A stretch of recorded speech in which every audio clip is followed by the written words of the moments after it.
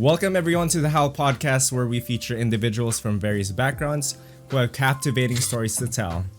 And our goal is to bring people together by sharing diverse perspectives and experiences to inspire positive change in the world. And I'm so excited for this episode in particular because we're going to be talking about food. We're going to talk about the culinary world. We're going to talk about someone who is a very close friend of mine who's very inspiring, has a very inspiring story, and also a very talented chef. So I love you. I love you too. And I'm also excited because I personally love to make dishes. I love to cook for friends and family, and I love making food with them. So I'm going to introduce you to this person. His name is Yujin Okuda, an aspiring chef who immigrated from Japan and the Philippines to LA, where he currently is pursuing his culinary goals. And his culinary journey has taken him to various establishments in the US, including his current role as a pastry chef and Garmin J at the renowned restaurant Gunsmoke. And prior to this, Yujin honed his skills as a line cook at La Durée, and we are very excited to hear more about his journey and insights into the world of culinary arts on the Howl podcast. So without further ado, welcome Yujin Okuda. Welcome to the podcast. Hi, thank you so much for having me. Yes, and very excited to talk to you about all things relating to food, all things relating to the restaurant industry, and so honestly, on. Yeah, honestly, I'm excited as well. It sounds like you have a lot of passion towards food, and I have seen your dishes. They look nice. I'm excited to talk about food with you. Let's do it, Yujin. Yes, sir. All right, so let's start off with just talk about yourself. So introduce yourself to the audience of the Howl. Okay. My name is Yujin Okuda. I was born in Japan, and I grew up with a Japanese Filipino background. A lot of my food culture is definitely Filipino and Japanese based because those were the most, I guess, my environmental surroundings included those types of cuisines the most. But I initially got exposure to food mainly due to my father. My father is a big foodie, or gourmet if you'd like to call him. And so he would always take me places to try different dishes to eat. And I would say I was still sort of a picky eater up until I was 18, 19. And that's when I started to try a lot more dishes and step out of my comfort zone, which I definitely recommend for anyone. And I'm currently a student at Institute of Culinary Education at Pasadena. And I also do work as a line cook right now. All right, sounds good to me. And before we get into all food-related questions for you, can you describe your story when you moved to the United States from Japan and Philippines? How you from the beginning to end, I guess. Oh, sure.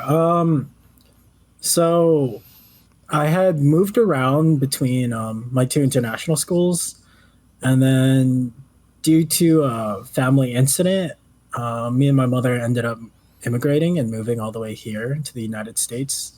Fun fact, we're actually supposed to go to Australia, and so a bunch of the whole class signs flags for people that are leaving, and your friends will leave you notes on it. All of them say, "Have fun in Australia. We'll miss you. I'll come visit you in Australia." And so I had this flag that says I'm going to Australia. 2 days before a flight, my mom's like, "Hey, we're going to LA," and I was like, "What?" Wow. But moving to LA was definitely pretty different. I would say Japan's so tech savvy and just way more advanced that when I initially came to LA, I was almost shocked at how outdated some of our structures were, and some of these businesses look like they did in the 80s even, if you will. I also went to a Catholic elementary school when I first moved here, which I did not know was a thing because in international schools, you have people of all different religions, so they don't have religion. And I actually failed my religion class because I didn't know the prayers, But since then, I made a lot of friends. I went to Providence High School after because my mom wanted me to pursue the medical focus program, and that's where I met my beautiful friend Juan. Um, and then after that, I didn't really know what I wanted to do, so I went to community college, and um, I think I was on a very disruptive and disorganized path. So I would prioritize like having fun rather than trying to build my future or set myself up. And my grades started to go down. So then I took a gap year, went to Japan, and I went back to live with my father, and I had to cook for myself. And that's when I really started cooking for myself and enjoying it more. Um, I always had the palate, but I never quite had the skill. So that's when it first started developing for me. All right. So I guess going into Los Angeles, being a chef is something you didn't really have in mind before, right? Yeah, definitely being a chef was not something I had in mind before I came to LA. It was more so kind of like a realization that came to me when I took my gap year that, um, some people pursue certain jobs because of the pay or the money. And I just wanted to do something that would make me happy or enjoy my job. Initially, for me, it was racing, and I used to race professionally, but that eventually costed me too much, and the finances were starting to hit. So I had to give that up, and it was hard for me to find a passion for a while, but I found my passion in cooking. What kind of racing were you doing? Were you doing like F1 or what? Yeah, actually, so I wanted to be a Formula One driver, and I was doing go karting, and then I got to like a track car, which is it kind of looks like a car, but it's a lot slower. But yeah, I guess that's where a lot of the fundamentals come from. I think go karting is honestly one of the best ways to get into professional racing. Um, they're very fast. You practice a lot of your techniques, Hmm. and the highest level you can get is a shifter cart, which basically is a manual go kart, except instead of the clutch being a foot pedal, it's a hand pedal. It's on the steering wheel, and your gear shifter is also near the steering column. But yeah, those things are fast, man. They hit 0 to 60 in like 2 seconds, 2.6. That's so fast. Extremely Yeah, fast. no, There you it go. is. Count 2 seconds right now. 1, 2. That's it. You're 60 miles an hour. There you go. I wanted to transition more into you as a chef and Okay, yeah, pursuing of your course. culinary goals. So, what were your initial inspirations of becoming a chef? What inspired you to become a chef? And how did you get first into cooking? You mentioned about being in Japan and cooking there, but is there any other story behind that? So initially, I wanted to get into culinary because I was fortunate when I was younger to have traveled a lot of the world and tried a good amount of dishes from around the world. Predominantly, mainly Asia. I've been to most of the countries, and I would talk to my friends about certain dishes, and I noticed when I moved here, a lot of my friends haven't heard of some of the dishes that I like or haven't tried some of the dishes. And my main, even till today, the main inspiration for me to pursue culinary is that I want to become, I guess, skilled enough to be able to recreate some of these dishes I had when I was younger for my friends to see if they'll like it. But obviously, that requires a lot of skill. Um, and definitely, I just found cooking so fun because, you can do so much with food. You have these raw ingredients, you can break them down, you can change the textures, their flavors, their profiles. You can even cancel out certain odors or even flavors that you don't want or that are unwanted. And yeah, I didn't know that all these combinations um, can be possible. And Hmm. I also like that every country almost has like a certain unique produce or food like to them. So like certain countries have specific spices that are not available in other countries. Right. And I think that's the fun in culinary as well, is like trying to understand those ingredients and trying to mix them together or even incorporate them. Hmm. I actually have a favorite, or one of my favorite chefs that does this is the owner of Central in Peru. It is a three Michelin star restaurant, and while the while the cuisine is Peruvian, it's definitely fused. It's a fusion style cuisine, and they actually did a whole interview on him. He goes to the Amazon every weekend to forage whatever he can, whether it be mud, seeds, like fruits, anything. Wow. And he has a team of anthrop- anthropologists, Hmm. geologists, I forget, but he has a scientific team that does research on whatever he collects to see if it's safe or how he can manipulate it. And yeah, for example, the mud, he ended up using it as a casing to bake something inside of. Wow. Yeah, his plates are really creative, and I do think he deserves the three stars he has. Also, I know Central is one of the cheaper three Michelin stars you can eat at. It's just the Hmm. reservations are kind of far out. Yeah. And before Yeah. we move on, yeah, explain to the viewers what a Michelin star is for people who don't understand what it is, like how much of a big deal it is in the culinary industry. So a Michelin star is, for some, it's seen as a badge of honor, and the company that does the Michelin star is actually the Michelin Tire Group itself. Hmm. And I believe it started as a food guide, like casually just as a food guide for people that were on the road.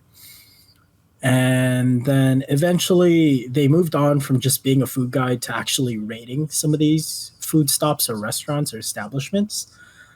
And there are a few levels to the Michelin guide. So, first, there are forks and knives, which is seen more globally. It's just like a general rating of how good your food is. Consider it like Yelp stars. And then there's a bib gourmand. A bib gourmand looks like the Michelin man's head. And the bib gourmand, you have to have two qualifications to get a bib gourmand. Your food has to be pretty good, and secondly, your food has to cost about $100. So it has to be affordable. Mm, That's the wow. biggest requirement for a bib gourmand. And then from there, you have one Michelin star, which is pretty respectable. And then two is usually you're doing a lot in terms of food, like you're kind of pushing the envelope in the culinary industry, if you will. Hmm. And three is like your restaurant is a dining experience completely. Hmm. But usually the difference between 2 to 3 stars at that point tends to just be certain things like Experience. Or it's more like ambience and hmm. like service and like environment. It's Okay. more about the surrounding and less the food, usually from 2 to 3 stars. Because one is the food, right? You mentioned. Yeah, one is Okay. food, and then two is like as high as your food can go. And then Hmm. three, usually to get that third star, you just need to work on service or something. All right. Is Yeah. there any plans for you to get a star, hopefully within the next, I don't know, in the future, text 10, 20 years? Yeah, I think it's gonna take me a while, but I think a Michelin star would be nice, even if it's just one or however many I may receive. But I wouldn't say that I'm dying to get one. More than anything, I would want wherever I establish my restaurant, I'd want the community to feel comfortable at my restaurant and enjoy my food and the ambiance. Like, Hmm. like I'd want people in the community to go like, "Oh, like you need a good place to eat. Like, have you tried Yujins?" Like that'd be Nice. nice. Like, I just want people to know that there's good food there. The stars can come later. There's actually some horrific stories about some chefs that are obsessed with stars. Yeah, tell me And about that. uh, yeah, so there are a few incidents of chefs just losing their desire to cook when they lose their Michelin stars. Really? And there are some really tragic stories where some chefs have even taken their lives because they've lost even just a single star. Oh, wow. I've Yeah, never heard of that. I believe it was like 2016. There's a chef Very that recent. yeah jumped off a bridge because he went from 3 stars to 2 stars. Wow. And then Yeah, he took his own life after that. yeah. So that's the thing. I think you have to not let it consume you.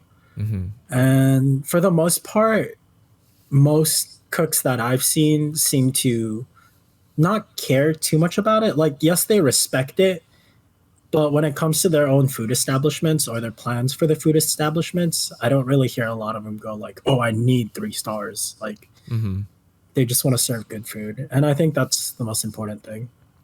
But what has been your biggest challenge or challenges when it comes to pursuing your passion as a chef?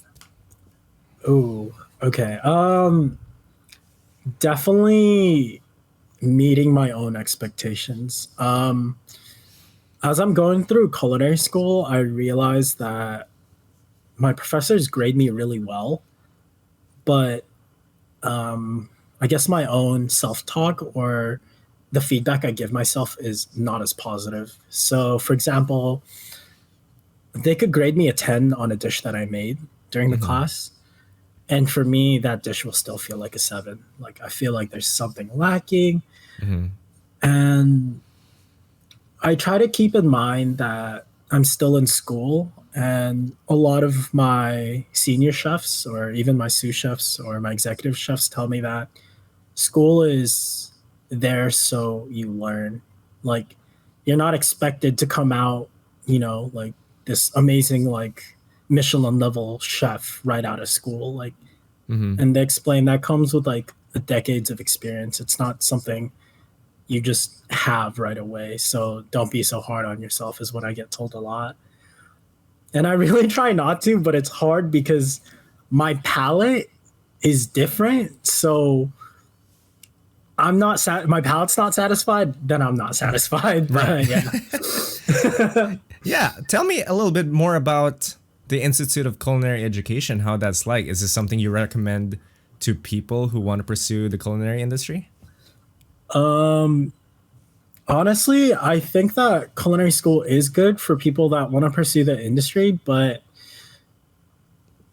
I think it can be a 50-50 because if you do not have the expenses to afford culinary school or even want to risk taking the loan, then you could just apply at, whatever restaurant is near you, and you'll probably start at the bottom as a dishwasher, but you'll eventually get moved up. There are people that go that route and just start off in a kitchen with no culinary school or no background.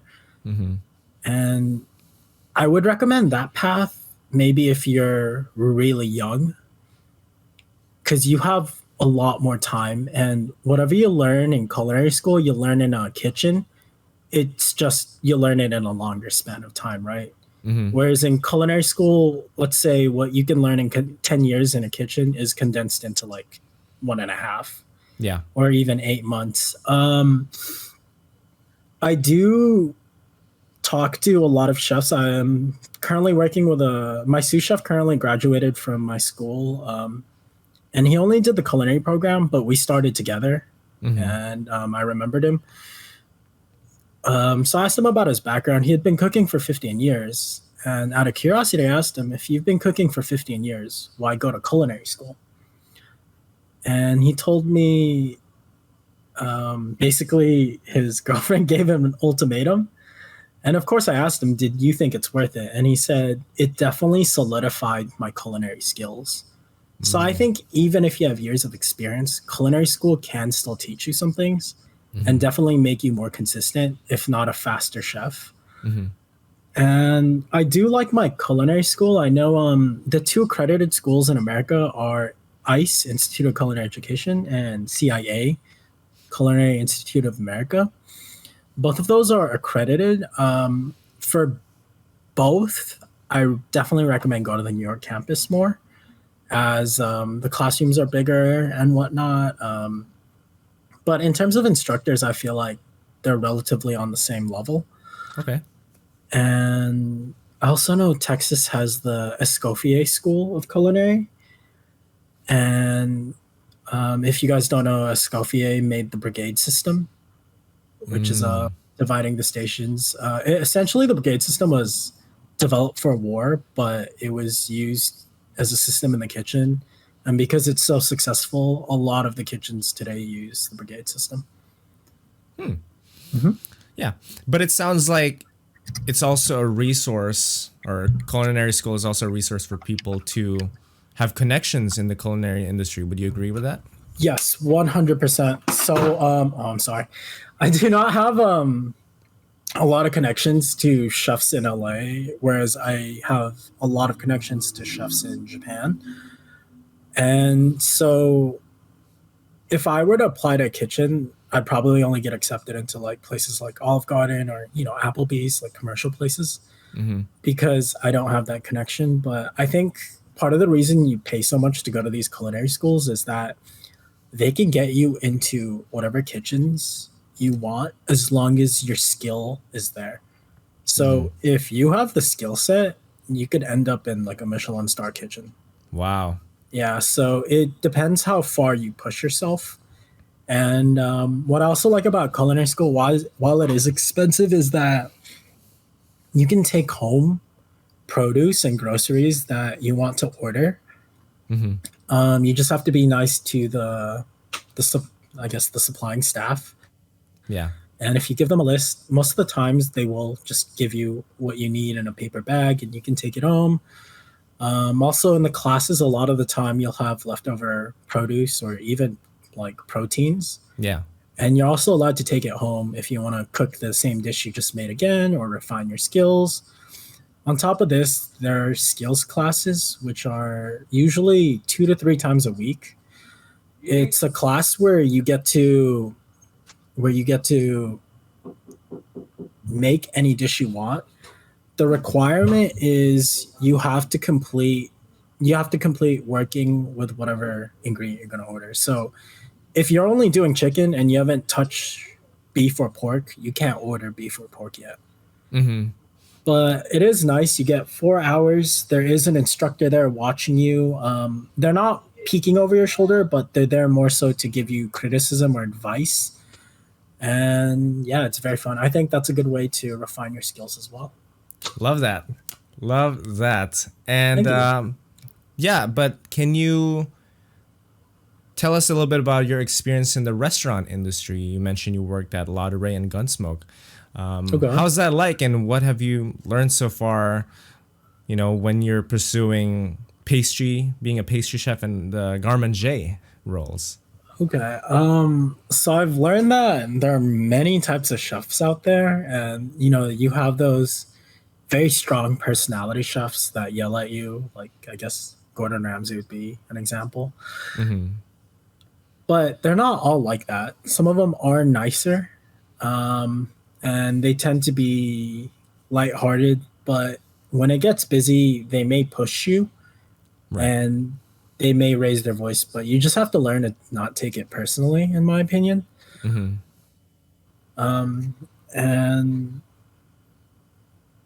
honestly, my first week starting at both, I was very nervous. I didn't know who to talk to. But usually when you start off, you're just shadowing another chef, and they'll kind of teach you the ropes. And I was fine at Gunsmoke until our pastry chef left. And then my executive chef was like, hey, we need more cakes. So can you bake some cakes? I had just finished the baking portion of my program and we didn't bake cakes at all. So I remember I was kind of panicking, and then they're like, here's the recipe. And I was like, okay. It probably took me until the third batch of cake that I made where I got it right. The first two were either too dry or too thin, or I messed up the emulsification process, or I must have missed a step. I didn't let things get to room temperature. I think baking is a different beast, and that's why culinary schools usually offer a baking program separately. Hmm. I'm not quite good at baking, I would say. I'm better as a cook, but because I have been in the pastry position for a while, my pastry skills have definitely improved now. That you could throw a pastry dish my way, and I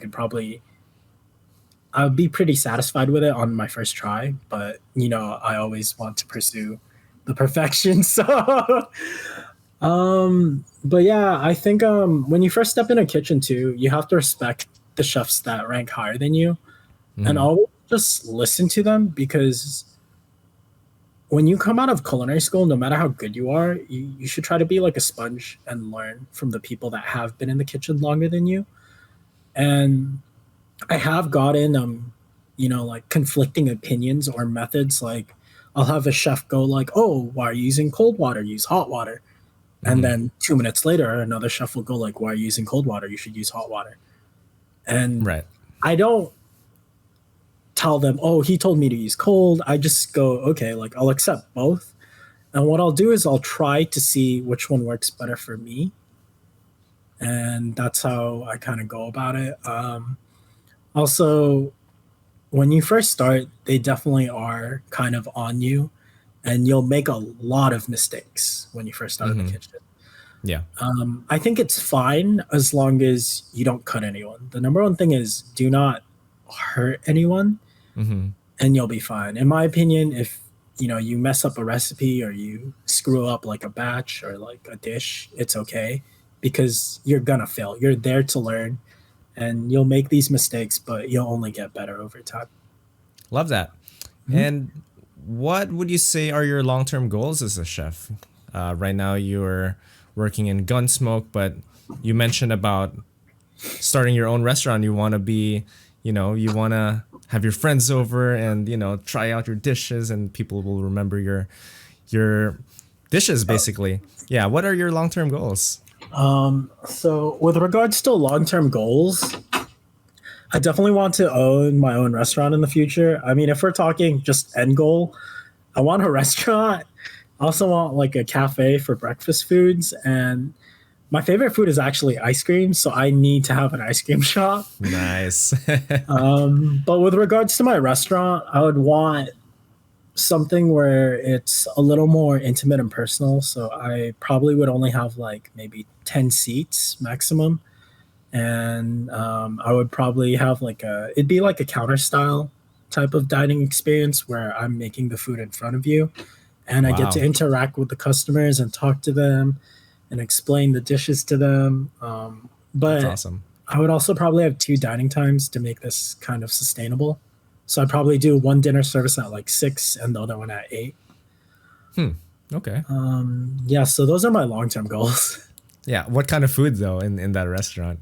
Ooh, so for my restaurant, it'd probably be a fusion of my two favorite cuisines, which are Japanese and Italian. Hmm. And I actually just finished my wine and beverage class, and that was the last course for the management side of my culinary school. Hmm. And I had to make a 20-page business plan. And so I actually do have a mock business plan of the restaurant I want in the future. Um, I even have demographics like location, rent costs, taxes, food costs, um, a mission statement, all that. I also made four menus for each season, and Nice. it's a course menu. I can send it to you if you want to take a look, but Do it. the menu probably took me like 2 3 days to think of. It was kind of tough. Yeah. Sounds pretty Yeah. tough. Who would you say are some of your favorite chefs, or maybe not necessarily your favorite, but you think are the best and all around chef in the culinary industry? Wow. So It's I a think big that's question.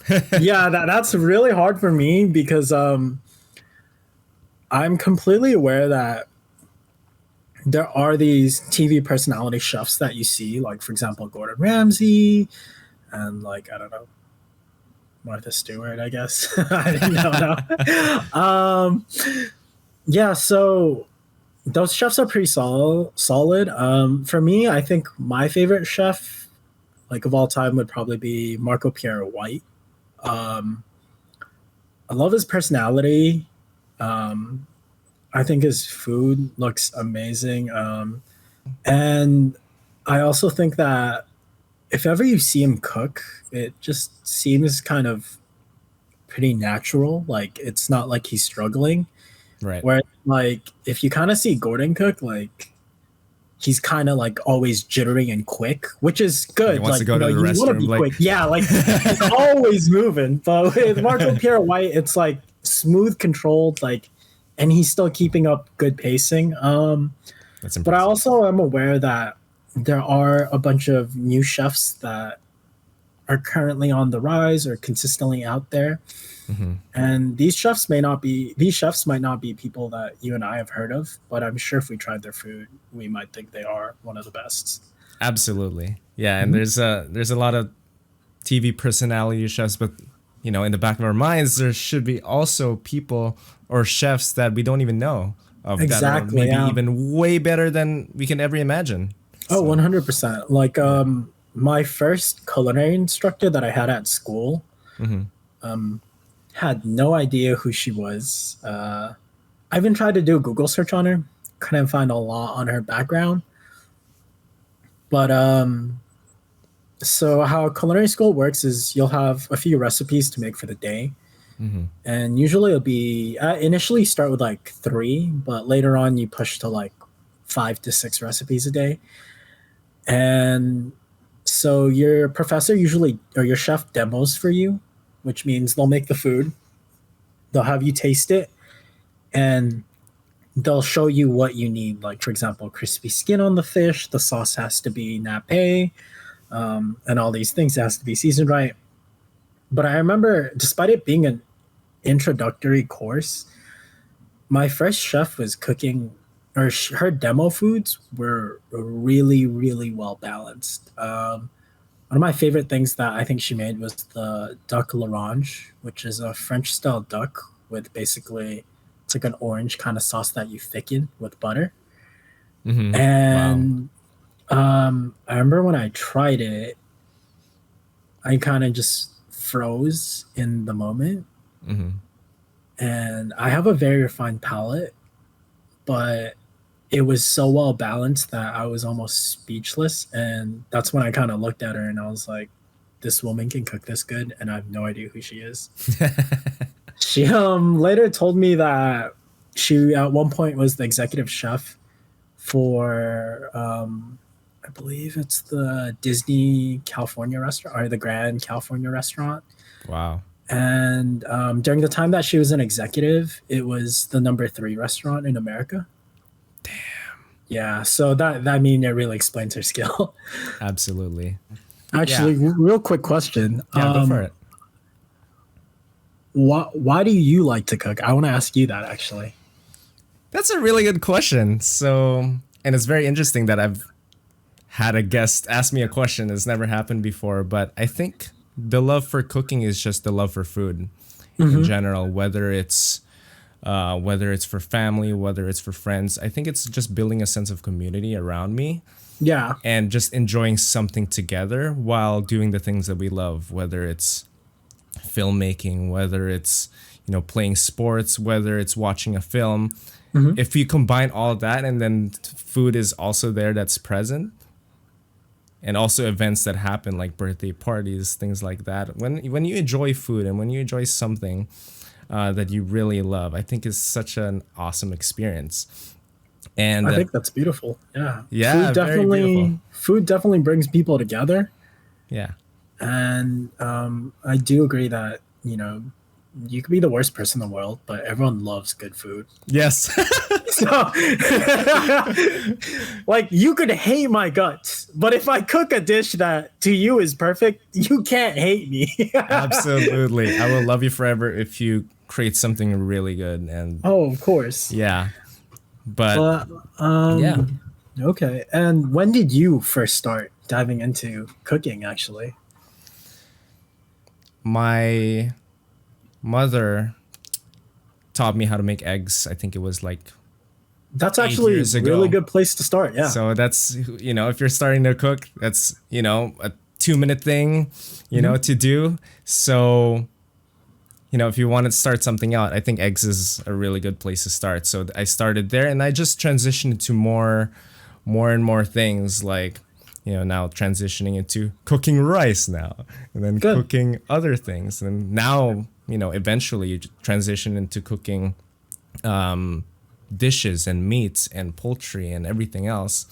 So I think from making eggs, I guess part of it is the fact that you have full control over your dish. It's not like, you're going to a place or a restaurant and then whatever you get is what you get. Whatever the chef makes for you is going to be consistent throughout whenever you go to a restaurant, it's the same thing basically. But if you're cooking things at home, maybe you make the same dish, but you make things slightly different, and it'll make the whole dish completely different and Right. still good. So I guess for me, it's just being a student of life too, Okay. and trying all possibilities, student. trying different things. But like I said to you, most of it is just experiences with other people around me. Okay. So And one last question. go for it. When you were learning to cook eggs, for you, I mean, and I messed up eggs like my first week, even like in culinary school, I messed up eggs because I thought I knew how to cook eggs, but their Yeah. standards are different. But what was the hardest way to cook an egg for you? I would say the hardest way to cook an egg is, I think I tried making the eggs Benedict, so I had to do a poached egg. So I've only done that once, but Okay. but other than that, scrambled eggs, there's so many different ways of doing it. I remember watching YouTube videos, and I think for scrambled eggs, there are a lot of different ways, but in my opinion, the only chef that makes it properly, and the videos out there, is Marco Pierre White has a video on his scrambled eggs with I think smoked salmon. But if you just watch the way he cooks the scrambled egg, that's actually the right way. You need to keep it at the lowest heat possible. And it's almost like you're patting your head and rubbing your stomach. yeah. You have to do that with one hand on the pan, and then with your spatula in the middle, you just make circles. Absolutely, yeah. So is that the And French technique or? yes, that is the French technique. I Yeah. think that's the proper way. But wow, poached eggs. I feel like, wait, what was it about the poached eggs that was hard? Like, was it like getting the timing or like dropping the egg in?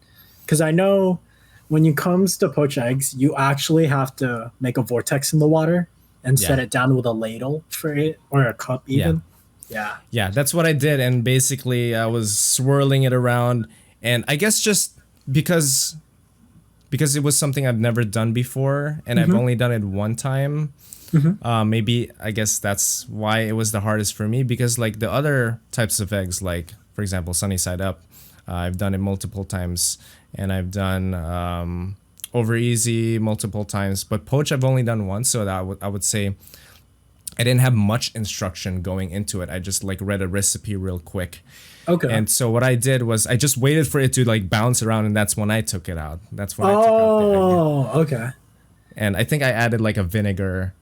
A white wine vinegar? Yeah, you're Yeah, supposed to. It helps Yeah. the egg kind of stay more together. Exactly. I definitely recommend anywhere from 3 to 5 minutes if you're gonna do a poached egg again. And personally, that's weird because you said over easy is like easy for you, but for me, the hardest egg was over medium.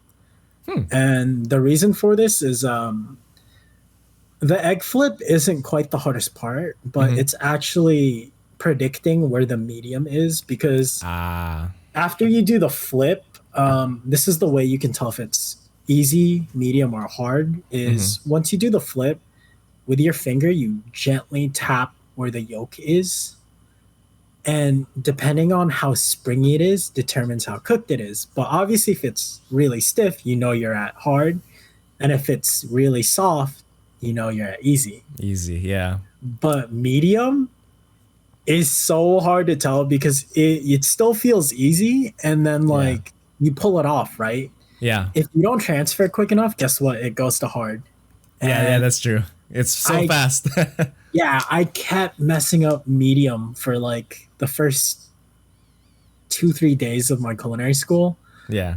until we got to a point where my class was fortunately small, Hmm. and you had to order eggs from the person to your right, and you Hmm. get to pick however you want your eggs. Yeah. So the girl next to me asked for her eggs over medium. And I remember I looked at her and I was like, the hardest way, really? And I'm like, you don't want scrambled? You don't want sunny side? He's like, over medium. I'm like, no Wow. problem. And do you think they even know the difference between medium and hard and easy? Do you think they even know that? As a student starting off, I feel like you wouldn't, but your instructors definitely do Right. Yeah. because for easy, it just runs pretty free the second you break the yolk. For medium, it kind of oozes out slower, like kind of like the Wow. center of a chocolate lava cake, or a fondant. Yeah. Oh my Yeah. God. I love lava cake. Oh man, I got a great recipe for that. Then. I got Nice. you. Nice. One thing I will say about eggs and egg yolks is I've broken so many yolks while cooking Oh, eggs in the of past. course. But you know what? It tastes very similar. It's good enough, for Yeah. breakfast. So I'll just do that. I'm not working in a restaurant, so I'll be okay. I mean, that's the problem I had too. And it still happens to me today when I bake, but as much as possible, I try to break my eggs on like a table with a flat Flat surface. surface, yeah. Yeah. And the only part, because you try to work fast, I'm so careful now about the corner of the eggshell because that's what pokes my yolk usually. And that's why I mess up. Yeah. Interesting. Very interesting. A lot to learn from you. If the listeners want to learn from Yujin, Thank he you. has a lot of knowledge. So yeah, I want to now dive into the industry as a whole. Okay. So, as you may know, like from 2019 to 2020, even onwards, like a lot of places shut down because of COVID, right? Yes, And they did. a lot of restaurants really took a beating on that in terms of the business side of it. And my question would be, what changes do you think will be necessary for restaurants to thrive in a post-pandemic world, considering that a lot of them already closed down? Because I remember back in the day, I think it was like 2019 or 2020, that was the time when I didn't have a lot of freelance work. I'm a filmmaker. I didn't have a lot of freelance work then. So I decided to become a delivery driver. And then that's when the industry actually boomed for Postmates and Uber Eats Uber because Eats, yeah, everyone was just sitting at home. definitely. So I think I that mean, would be one solution. yeah, I think it depends how we move going forward regarding the pandemic and if there are like gonna be more lockdowns or mutations in the virus. But as of right now, I feel like slowly we're getting used to going back in and sitting down again. Um, but in my opinion, to survive post pandemic, on top of having like dine in or offering in like in restaurant seating, it's 100% like like you're missing out on profits if you do not offer takeout, if you don't offer Uber Eats, you don't offer Postmates. Because if you look at the revenue for restaurants by having a takeout option or like a courier service like Uber Eats or Postmates, Yeah. they make about like 30% more into your profit, which Hmm. is pretty big if you think about the grand scheme of things. Yeah. I do think though it is kind of hard if you're more of an upper scale restaurant to offer these takeout foods because your food could go bad in the travel time, or the dish might not taste the same when it's cold. And you have to also keep in mind that a lot of the people that receive their food, if it gets cold, and I do this too, like I just toss it in the microwave. I don't turn on my oven and reheat it properly. You know, like I just want my food. Mm-hmm. Um, but yeah, because like I think it was 2 weeks ago, for example, we got a takeout order and it was a big order, but two of the dishes they ordered were it was our tuna crudo, which is or no, no, sorry, our hamachi crudo, which is a raw fish, Mm-hmm. and also our tuna and ham, which is also raw tuna. And Mm-hmm. we had to call them and ask them, oh, after you pick up the food, how long is your trip home? Because if it's over an hour, we can't let them take the fish home because then that's when the foodborne illnesses would start to grow. Yeah. And if they get food poisoning, it kind of falls on us. And I don't know if you know this, but a restaurant has to close if there are two reported foodborne illnesses reported like within the same week. Mm-hmm. So if you report like on Tuesday and I report on Thursday, that restaurant has to stay closed until they do a full investigation. Yeah. Yeah.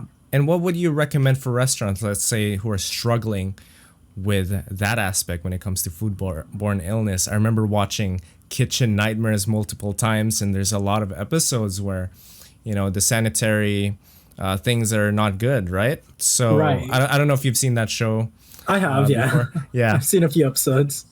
Yeah. What would you recommend restaurants who are struggling with that do? Like, let's say they get like, what, a C rating or Um, whatever.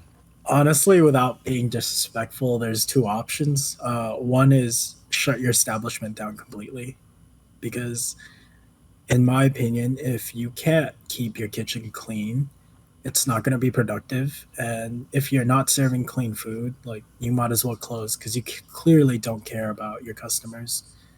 The idea is to serve your customers good food and leave them happy and smiling, not to make them sick. Yeah. But at the same time, if you work in a restaurant like that and you're not a manager or the head chef, I think that issue would have to be discussed between the manager or the owner and the head chef. So usually, when it comes to sanitation, the head chef is in charge of that. I Mm-hmm. would say replace the head chef with someone that has better cleaning habits or sanitization habits. And within my first week of working in a professional kitchen, one thing I got told was if you can't clean, you can't cook. Mm. And that kind of stuck with me. But at the same time, when you go to culinary school, cleaning is something they push on you. It's Mm. emphasized that you have to keep your workstation clean. And it honestly helps when everything is meesed out and organized and Yeah. clean. Also, when you're in culinary school, at all times, you have to be mindful about when you cut, proteins like chicken on a cutting board. Mm-hmm. Once you cut your chicken on a cutting board, you put it like in a pan and then put it back in the fridge so it stays cold. And you have to take your cutting board and wash it right away. If you don't, it could infect the table and get onto other foods, and it might be a problem. Even Mm-hmm. though it may be a low chance, you're still risking it. Yeah. And then you get a new cutting board, and you also have a bucket of sanitizer on your workstation. Like everyone usually has their own bucket to clean the work surface between every dish. I also know that some restaurants use color coded cutting boards. Mm-hmm. So greens are greens, like vegetables. Yellow is chicken. White is multi purpose, it could be any use. And yeah, um, Great advice. thank you. Great advice. Yeah. So keep your kitchens clean and keep being sanitary. Even for 100%. home cooks, yes. And Yeah. if you're 100% organized with the dishes you're making, it'll even be a better dish. Oh, yeah, Right? 100%. 100%. And I Yeah. do think that, yeah, keeping your kitchen clean at home is very important. You never want to cross contaminate things, especially if you're going to serve it to your family. Mm-hmm. But yeah, honestly, just keep it clean and you guys will be all right. You guys will be all right. Nice. So now I wanted to ask about, culinary as a competition, right? And the Ooh, culinary okay. industry has a long history of promoting, perfectionism and competition, whether it's like TV shows or like, different competitions out there. Mhm. Would you say that that's good for the industry as a whole, like promoting it, like for example, like MasterChef or like, Right. things of that sort? Um, I like those shows because they do teach you, or they go over a lot of things that you typically are not aware of, like whether it be the ingredient or a certain cooking style, like for example, velveting.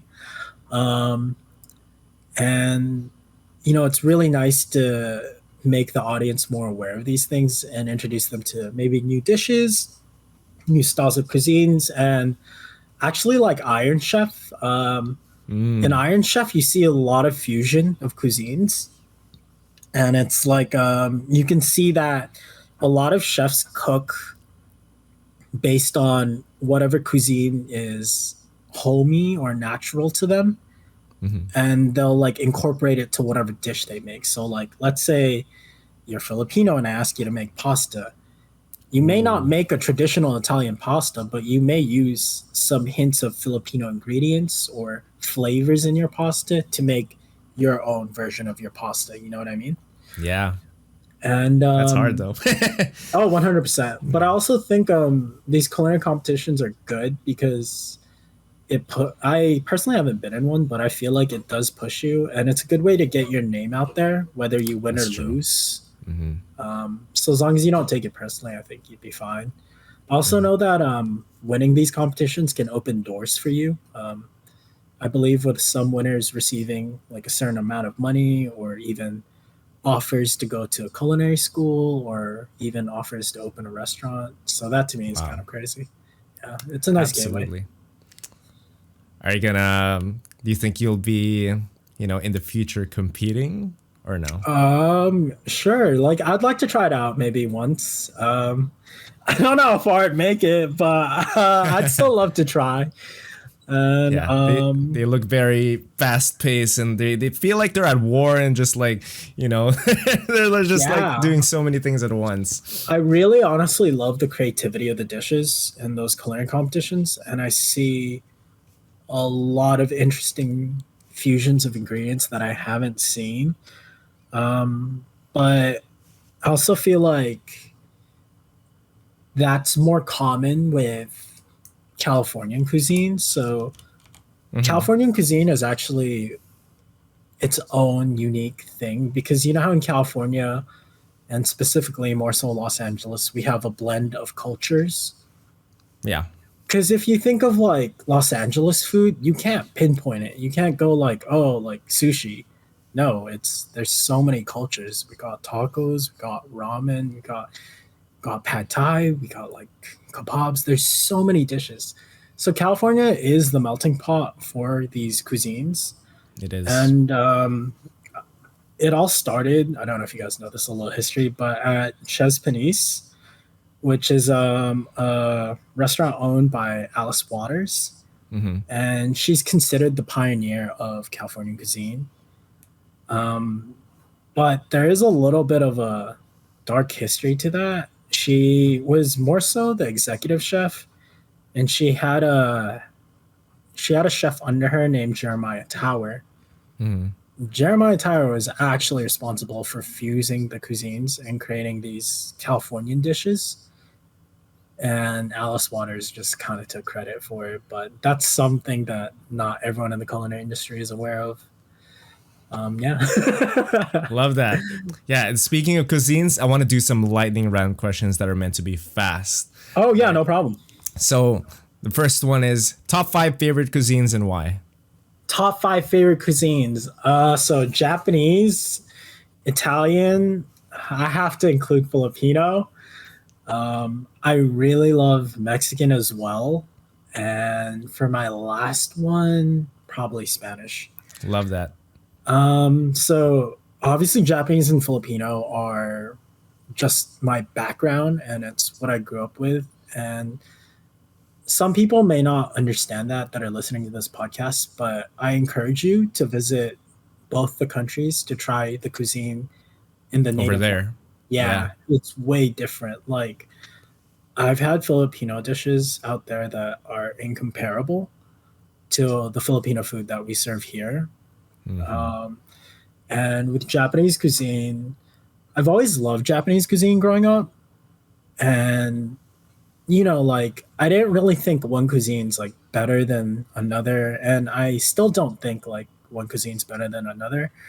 But it wasn't until I got into culinary school where I started noticing whether it's like my friends or the chefs at school that teach you that Japanese cuisine is praised pretty well at a high level because of the elements involved in it, whether it be like their use of just keeping things simple and clean, Mm-hmm. or even their manipulations of like ingredients and like combinations of soy and like different culinary techniques. Like, yeah, there's a lot to Japanese cuisine besides just raw fish and rice, which is what people think of Japanese cuisine mainly. Yeah.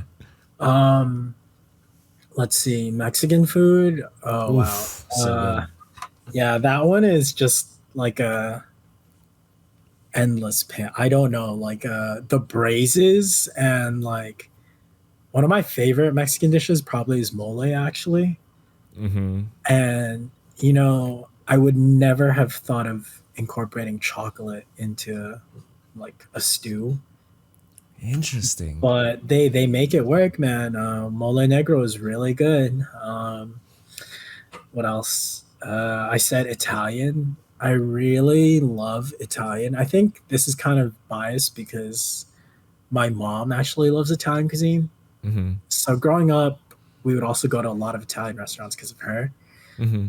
And yeah, some of my favorite dishes are carbonara, and Oof. pizza is really good too. There's this one place in Japan where they train their chefs in Italy and they import their ingredients from Italy, except for the vegetables. The vegetables are grown in a farm next to the restaurant. Mm-hmm. And In a oh farm my next to a God, restaurant. Wow. yeah, some of the best pizza I've had in my life. So, and that's without me going to Italy yet, right? Yeah, So I can't imagine how much further you can push it. I'm sure. But that's why I love Italian cuisine. And yeah, I'm sorry, touching on that real quick. I think if you want to serve good food, you have to grow your own produce or have a reliable like provider or purveyor. But I think the best way, honestly, is to have your own garden because you can control all the climate, the temperature, the feed, everything. And the way I see it is if you put your soul and your love into your food, there is no way it could taste bad. Just Absolutely. just make sure to add salt. We need to taste That's part of the love. yeah, that's part of the love. And then Spanish. Spanish. Spanish is something that I was kind of clueless about until like the last 5, 6 years. And I started diving deeper into it, and honestly, it's so interesting. Like even things like paella. Oh my Mm-hmm. goodness! Like I've had crunchy rice, but I love paella because you get that on top. It's that steamed rice, but on the bottom you get that socarat, which is that Yes. crunchy, crisp rice. And with paella, you can do so much. I also love their use of seafood as well, like gambas y ajillo, which is like their, I guess, like roasted, marinated like shrimp. Oh my goodness. And their hams are great. I don't know. There's so much. I'm not saying that these five are like the best. I'm just saying these five are the five that I have the most experience with. Mm-hmm. So that's why I can speak on them. But I mean, there are so many more cuisines out there that I'm sure I'm not even aware of. Yeah. Yeah. I totally forgot. I would also have to throw in, I think Chinese cooking is also like very like fundamental. They innovated a good amount of dishes. China's so big too, different regions, different spices, different techniques. It's crazy. They're Yeah. crazy. I mean, they even influenced, like the pho. They did. I didn't know that. Yeah, pho is influenced by both the French and the Chinese. It's actually a Mm. combination. Um, but yeah, there's I don't know. It's just really beautiful how the world comes together for food, and we pick up these techniques and ingredients off each other. Also, I also think a lot of these, the birth of a lot of these foods wouldn't have been possible without the Atlantic trade, which was Mhm. the trade between the old world and the new world, trading things like spices, Goods. Yeah. rum, breads, goods, like alcohol, even like wheats and barley, like all that, like allowed each country to have access to ingredients they previously did not have before and to birth new dishes. Yeah. Yeah. Yeah. I just love how the food industry has just evolved over time, and I think it's getting better. Actually, Yeah. like people innovating new ideas Oh, and stuff 100%. like that. But mine would have to be Japanese, Italian, Indian, Chinese, Indian. Okay. and I a would toss in Thai. Thai. Thai. Yeah. Yeah, a Thai's pretty good. Thai, and Filipino. Yeah, Filipino. Thai and Okay. Filipino for the fifth one. Yeah, yeah. Just developing that palette over the years. I think it helps you appreciate it. But I would say, even though there's top five that I mentioned, and also you, I think that there's so many cuisines out there that are so good that maybe like one day we'll change our minds. Oh yeah. Like But I'm a fan of Indonesian cuisine as well. oh my god, Yeah. I'm getting hungry. Same here. All right, what is a dish or maybe some dishes you made in the past that you're very proud of, whether you made it from home, from scratch, or from school, or in the restaurant? Ooh, shoot. There's a lot of dishes I've personally made. Um, I guess some of my proud ones would be a very long time ago before I got into culinary. One of our best friends, Kat, came over for breakfast, and I told her I'd cook for her. So I asked her what she wanted, and she asked me for an eggs Benedict. Wow. And right off the bat, I was like, I don't know how to make it, but I'll figure it out. And I was like, can you give me 20 minutes? I did 20 minutes, read and did as much research as I could. And I learned how to make the hollandaise. Mm-hmm. And that was the key. Getting the nice toast on the bread and getting the ingredients ready wasn't hard. I poached my eggs pretty successfully as well. But that hollandaise was the hard part. I'm not gonna lie, the first time I made it, it broke on me. And Oh yeah. so I had to re-emulsify it and bring it back together. Mm-hmm.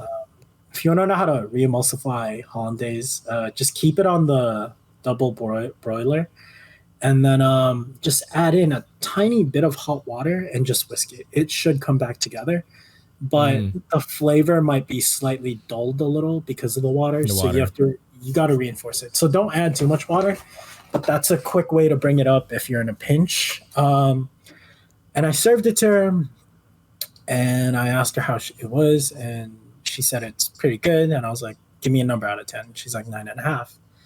So then I tried it, and to my surprise, it was like better than most of the eggs Benedicts I've had in the breakfast places around. Yeah, there you go. Right now, the most recent thing I guess would be this flan that my mom has a recipe for leche flan. Leche flan is a traditional Filipino flan recipe, Mm-hmm. but flan is seen in different cultures as well, so it Mm-hmm. is kind of like an international dish. But I took my mom's recipe, and my chef wanted an ube flan, so we added our own twist to it. And it's basically an ube flan served with an ube meringue on top, and then around it we put this. It's a foam, Mm-hmm. so I have a hand blender to make the Mm-hmm. foam. The foam is made out of buttermilk, a little bit of condensed milk, cinnamon, and the slightest hint of ube extract.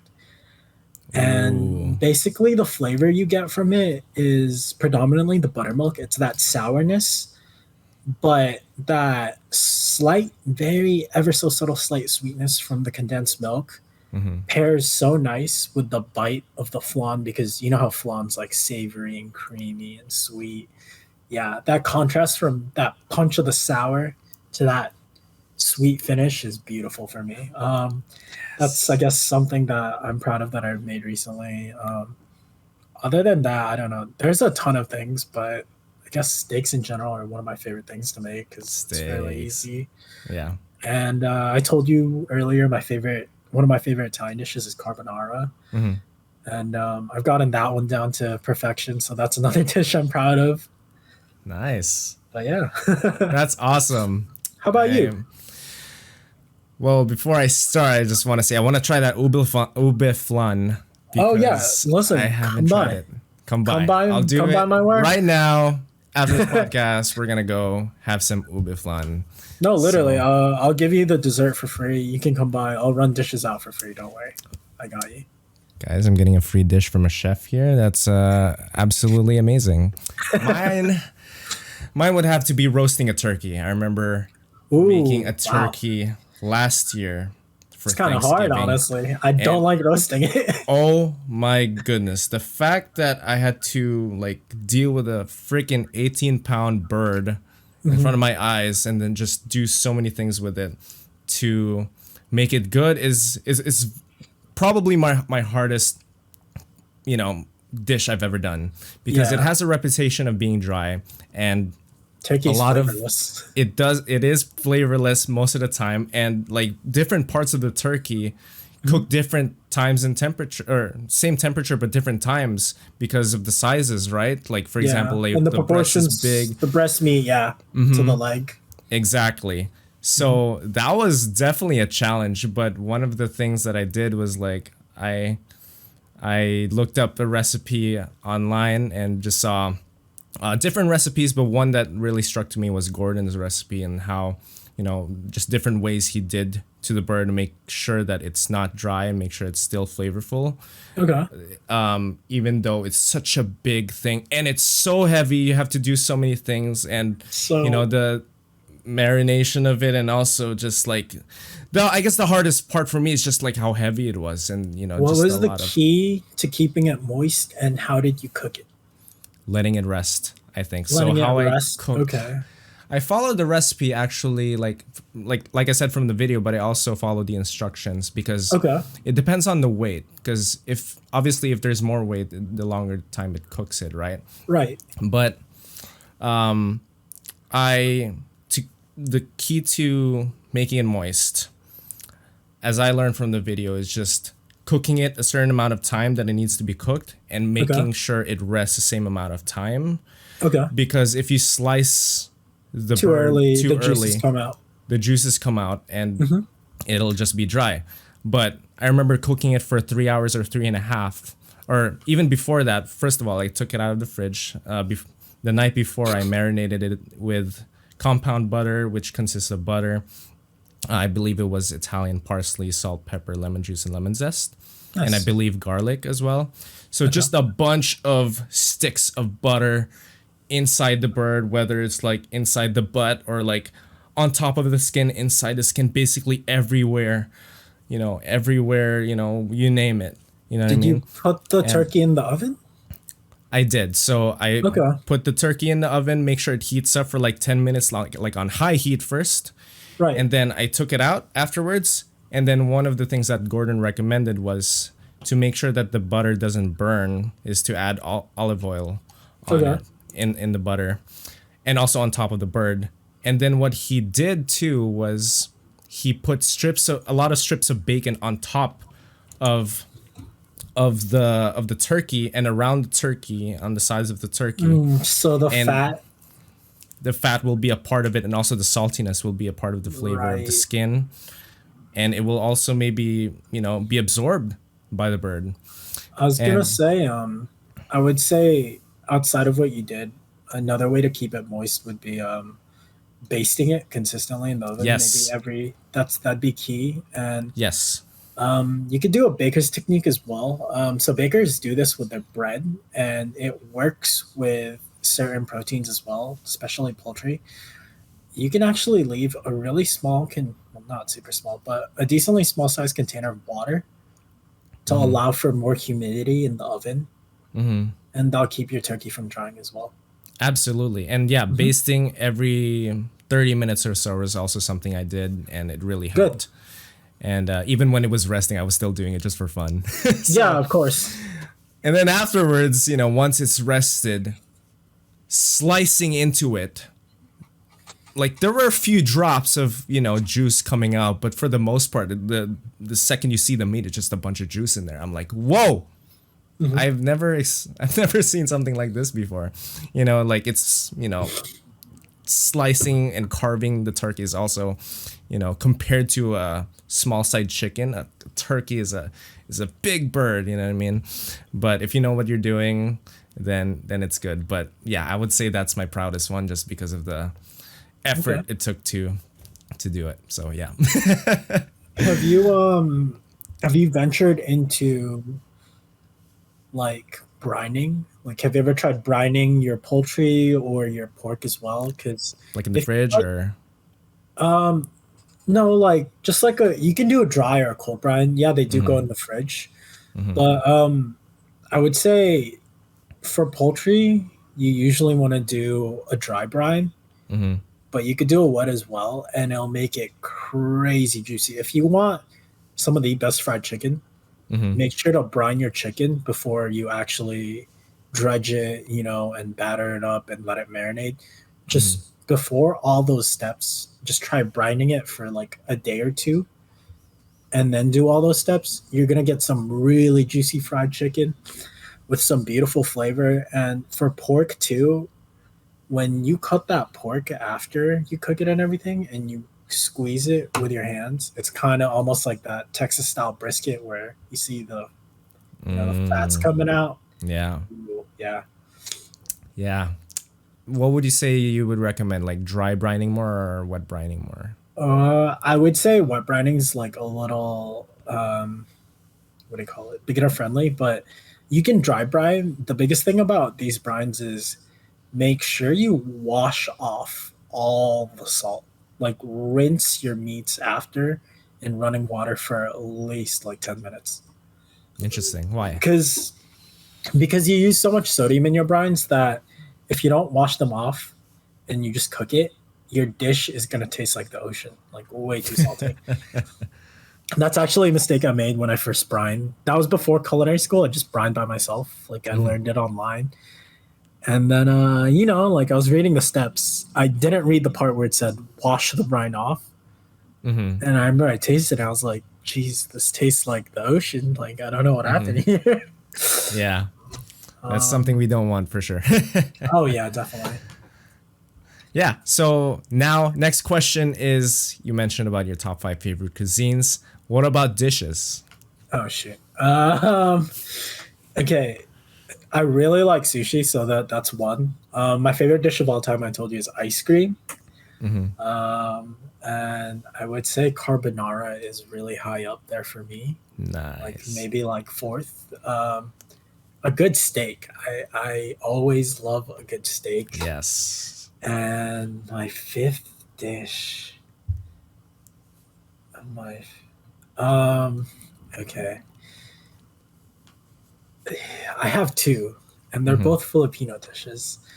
It's either sinigang or I think it's inasal manok, like inasal na manok. Damn. Yeah, that is so good. I think, yeah, that chicken. Oh my god, Juicy chicken. it's so good. It's Yeah. so, and they have it at like 2, 3 a.m. Like, They do. oh They my god, do.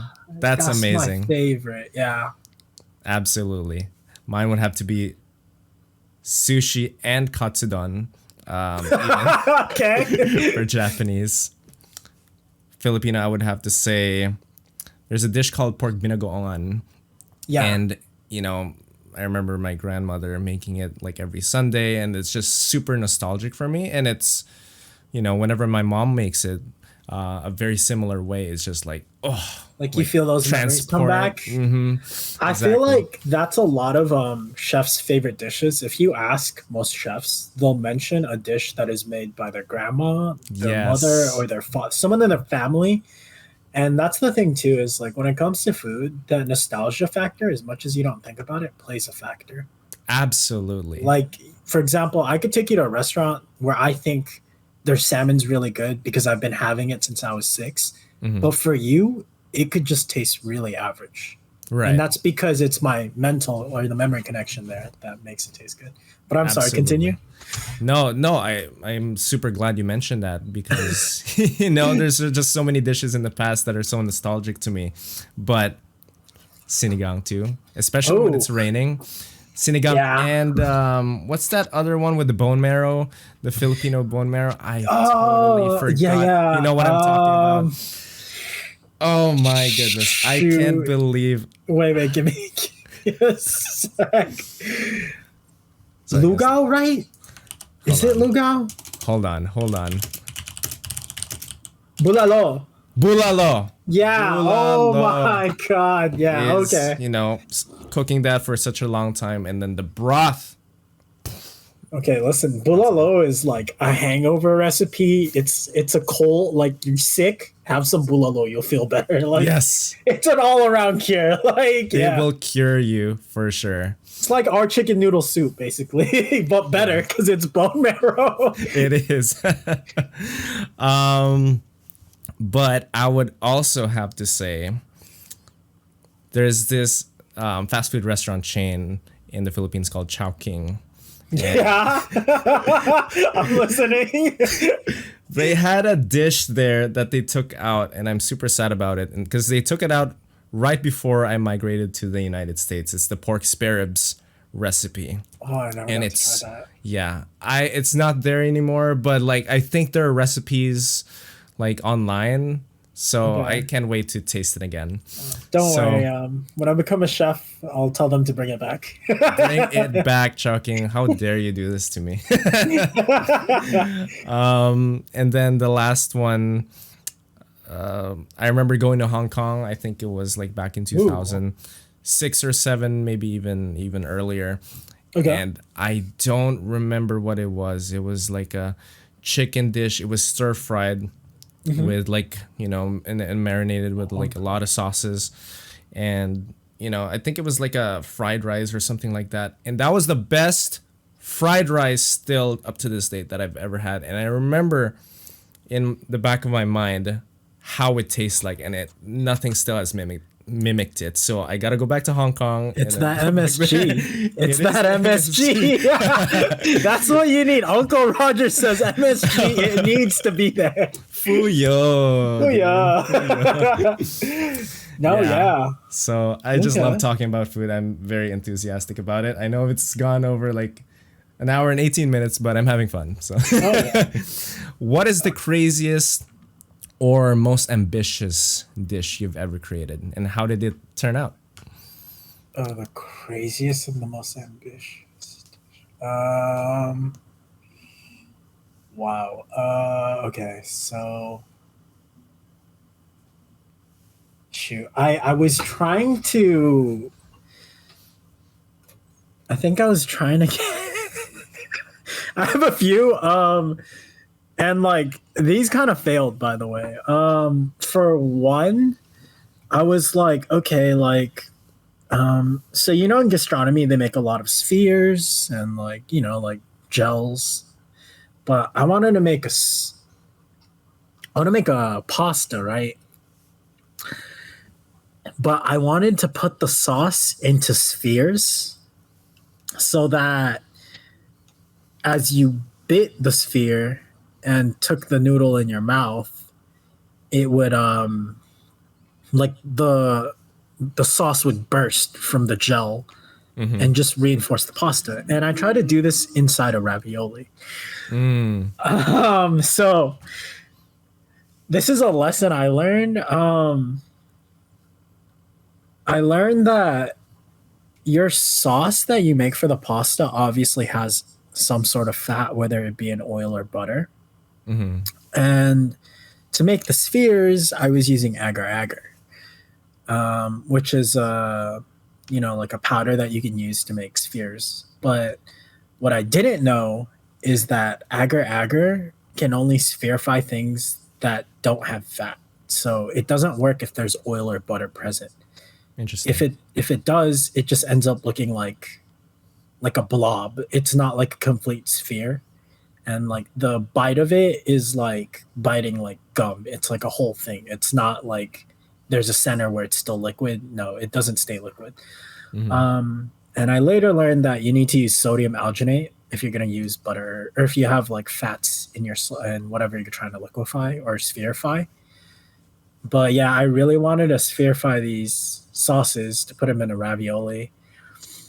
And so, like I made my spheres. I ignored it because I was like, oh, you toss it in the fridge, they should sphere. And I'm like, okay. I make my ravioli, and I thought I made enough dough. I only had enough for like 5 raviolis. And I was like, this is so bad. I made the pasta sheet, right? Yeah. And I forgot you need to make another sheet for the top half of the ravioli. Yeah. I only had 1 sheet, and I was like, damn it, I can only make 5. And with like 80% of my sauce into that agar-agar solution, it ended up so bad that for the ravioli, I just straight up put like bechamel in there. And so I did save it, but I wasn't able to execute my idea. What other ambitious dishes did I have?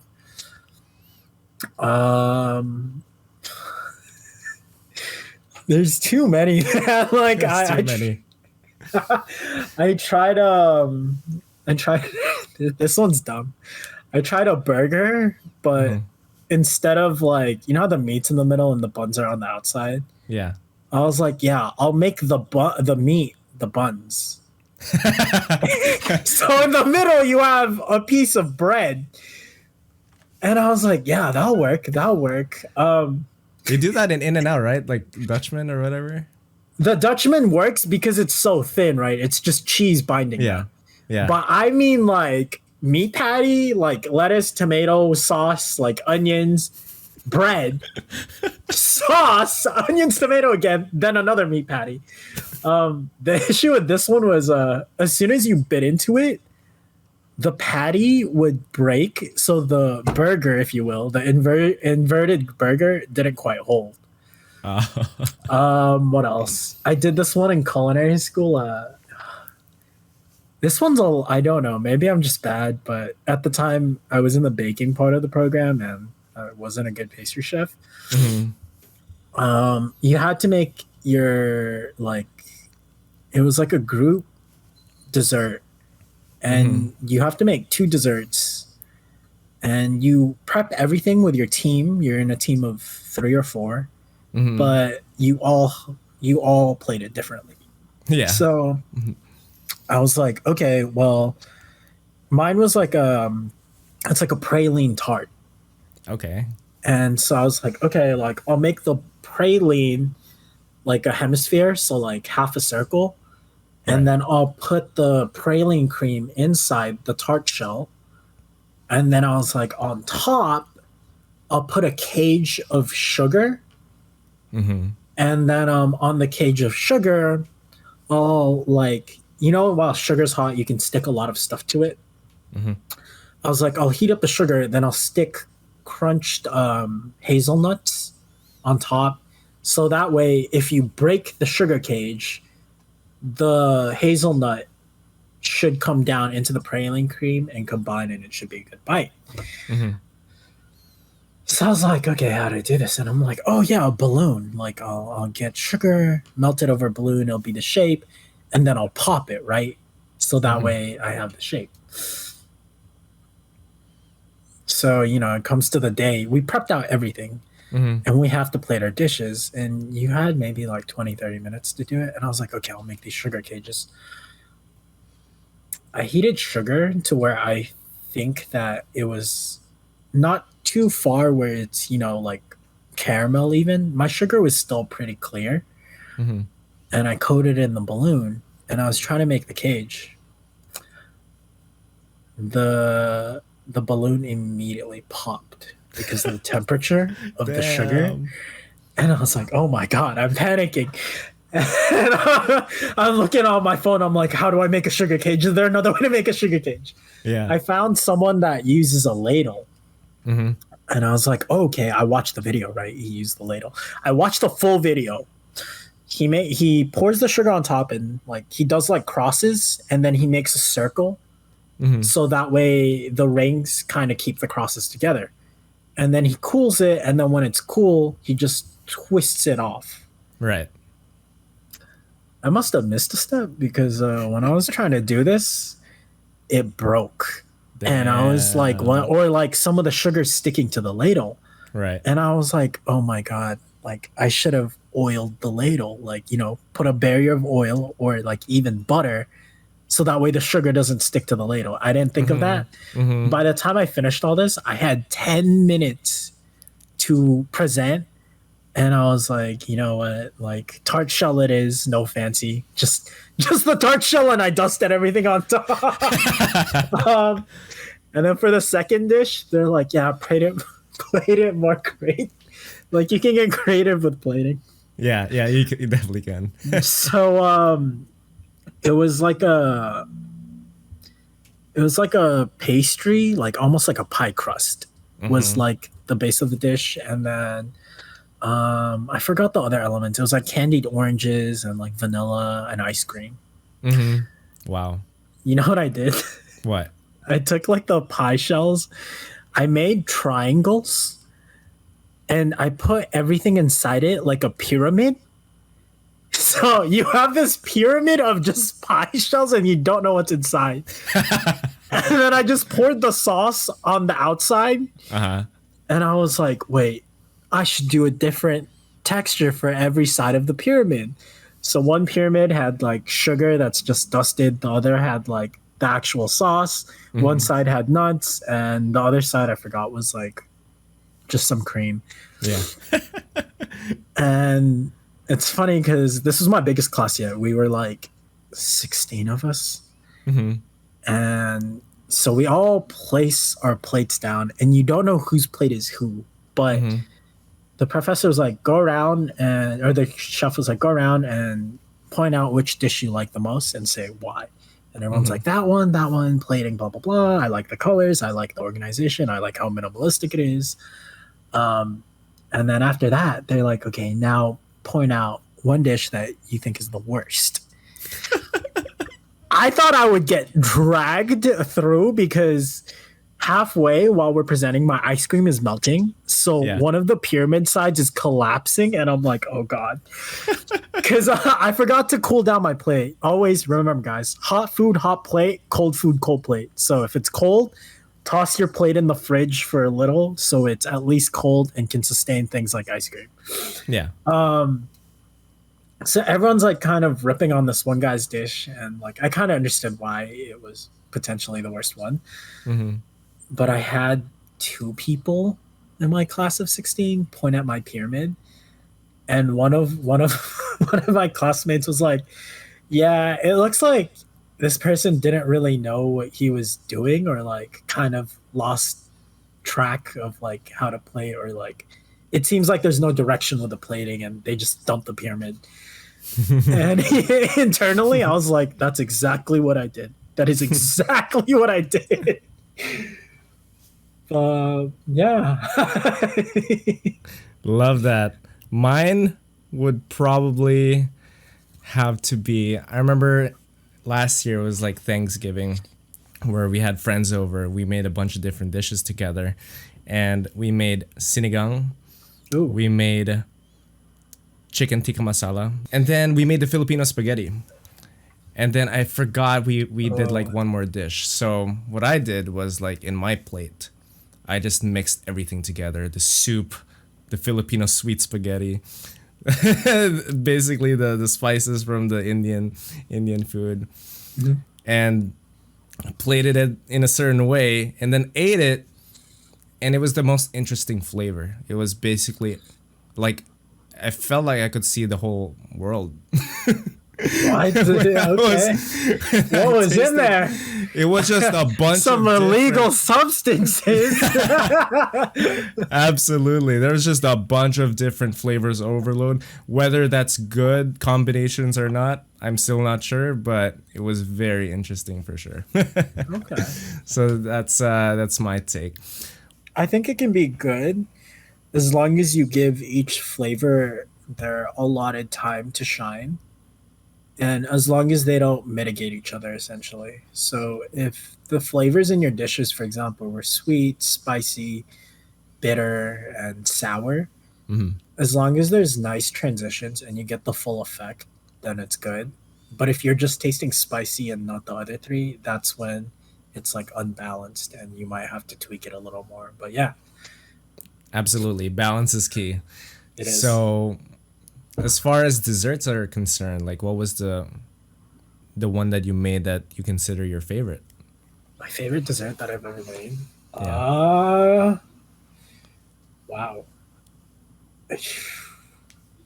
You know, like I genuinely don't make too many desserts, but if you mean regarding like my course in school, Your whole life. my whole life that's hard. But my course in school, probably pumpkin pie. We had a pie Ooh. day, and we delegated. I had a team of three, and we delegated each other to make different pies. So one of my friends was doing chicken pot pie. My other friend did apple pie, and I was in charge of pumpkin. Hmm. And so I ordered. The good thing about culinary school too is you don't have to follow the recipe to the T. Like you can look at it, and if you understand how to make it, you can order ingredients, and they'll bring it for you, and you can add your own twist. So I ordered a few more ingredients that I personally thought were essential to pumpkin pie, Hmm. and so then we baked it, and then you just kind of lay back until it's time. We also crimped the edges, so and then we also made there's those cross sheets of dough on top of pies. Yeah. Yeah, we did that as well. But anyways, I made my pie, and then I wrapped it to take home. I didn't even try it. And I had enough to make 2 full tins and one really small ramekin. And so one of my classmates who also wanted the pumpkin pie, I gave him the other full tin, and he tried the ramekin. And then he looks at me and he's like, "That's really good. What'd you do to it?" And I was like, "Huh?" And he's like, "The pumpkin pie, it's really good." And I was like, "Oh, really?" And he's like, "Yeah, like, have you not tried it?" And I'm like, "No, I was just gonna take it home because like I was gonna give it to my family, and I was gonna let them be the judge, you know." Mm. But he's like, "No, like you have to try it." And I was like, "No, it's okay. I'll try it when I get home." Hmm. I didn't try it. I think we didn't eat it until like 2 days. Hmm. And when I tried it, I was like, "He's not lying. That's really good." My family didn't believe me. They're like, "You made this?" And I was like, "Yeah." And they're like, "It's your first time." I'm like, "Yeah." And they're like, "This isn't you." And I'm like, "Okay." Saw you. Damn. yeah. That must be really good then. Oh Yeah, yeah, I'm no, getting hungry. listen. Fall season, I'll make you some pumpkin pie. You can be the judge. What else have I made that I really like? Honestly, I really like the flan that I made. Yes, I have to Yeah. try that ube flan too. Oh, So, anytime. love it. So now let's move on from the lightning round questions. Those were so fun. Yeah. Now I love let's that. do more on the advice for listeners. So the first question would be, Oh, what advice would you give to someone who wants to pursue a career in the culinary arts industry? right. I'm very new to it, but I'll just give out advice that has been given to me. Um, One I would say is if you're going to pursue culinary like as a career, you have to have the heart for it because it is a lot of hours. Between my gaps in school, when I get to work full time, I'm working about 60 to almost 70 hours a week. So that's pretty draining, and you have to consider that you're standing on your feet for all those hours. And you have to be patient with your growth. Like, Hmm. you can't, like, yeah, you mess up once and you go into it. Let's say you're asked to make the same dish, like pasta. You'll go like, oh, make me another pasta, and then you'll go like, okay, I messed up that time. I know what to do. This one's going to be perfect. And then you make it, and then you mess up somewhere else, like maybe like the sauce. And then you're like, okay, the third time I'm going to get it right. And then I don't know, maybe you mess up the temperature or the texture of the noodles. So you have to be patient with your own progress. You can't rush it, and just know that the perfection will come. But I would say it's important to practice consistency, and Mm-hmm. that's what I always get. That's what one of my chef's favorite quotes. He says, "Don't practice for perfection. Practice consistency, and then perfection will come." And I said, "Okay." Boom. There you go. Um, Another advice would be try, and I'm really bad at this. Try to sustain a healthy diet. And honestly, a lot of chefs in the industry, you like, are on like they smoke a lot of cigarettes, or I know cocaine is like a common drug too amongst chefs because you need to like stay up and wired. I think if you sleep enough and have a pretty healthy diet, you should be fine. Or maybe run on coffee a little, but that's another thing. And I think the biggest thing, if you wanna, your first step towards culinary, or like pursuing culinary, the most important thing I think you should do is work on your knife skills. Your knife skills are the most critical thing, and it's so overlooked because, like, in your head, you're just like, I can cut, like, I'm fine. But what you don't understand is the precisions of these cuts matter, and they can completely ruin a dish. If I want everything brunoise, which is about, um, what is that? It's a 16th of an inch by 16th of an inch by 16th of an inch. And if I want all my vegetables brunoise, but you make one of them like a quarter of an inch, or even a few of them like a quarter of an inch, as I bite it, it's that mouthfeel is there. I can tell that there's a few pieces that are bigger, and that might ruin the flavor or the mouthfeel of the dish completely. Um, so knife skills are very important. Always have a sharp knife, and I mean always test your knife with either paper or tomato, and keep practicing your knife skills because that's what will like secure you as a chef. Especially when you want to start applying to those higher level kitchens, they will ask you to stage, which means like you kind of work for them for the day or maybe even just a few hours, and they might give you something simple to do, but you don't realize they're watching you. They're watching your knife skills. They're watching how precise your cuts are, and they're looking at your overall attitude. Some of the stages too, they might not even have you stage. They might just have you cut it, come in, give you a chicken, and go, okay, can you fabricate it? And you have to be careful about not leaving any meat on the bone. But Wow.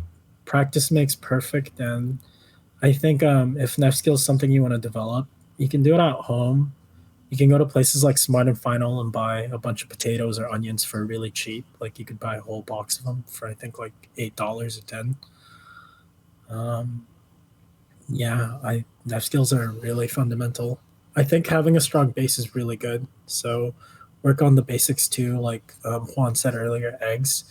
Eggs are very fundamental as well. The number one thing you should learn with eggs is temperature. That's the biggest takeaway from eggs is you should understand how to control temperature with eggs and understand when to use high heat, medium high, low, medium low, Mm-hmm. because different heats yield different results.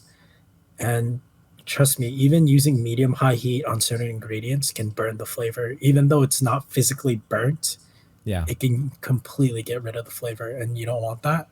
Mm-hmm. Um, Another thing I would say is fundamental is practice sauces.